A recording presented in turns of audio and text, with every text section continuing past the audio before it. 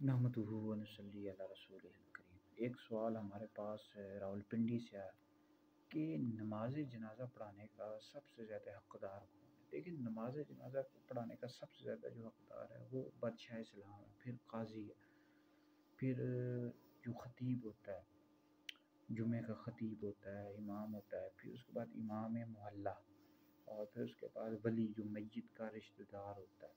تو آج کل چونکہ بادشاہ اسلام ہے نہیں، قاضی اسلام ہے نہیں، تو پھر جو میت کا ولی ہوتا ہے یعنی رشتہ دار ہوتا ہے، جیسے باپ، بیٹا، چچا، ماموں، یہ قریبی رشتہ دار ہوتے ہیں، تو انہی کو چاہیے کہ نماز جنازہ پڑھائے۔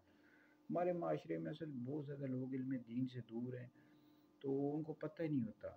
تو اصل حق میت کے اولیاء ہی کا ہوتا ہے کہ وہ نماز جنازہ پڑھائیں۔ ظاہری بات ہے، اتنی زندگی انہوں نے گزاری ہوتی ہے ساتھ، تو آخری وقت میں تو اتنا تو کرنا چاہیے بندے کو، اتنا تو علم ہونا چاہیے کہ بندہ آگے کھڑا ہو جائے، اپنی والدہ کا نماز جنازہ پڑھائے، اپنی بہن کا، چاچا کا، ماموں کا، دادا دادی کا، نانا نانی کا، یہ جو قریبی رشتہ دار ہوتے ہیں ان کا نماز جنازہ پڑھانا چاہیے۔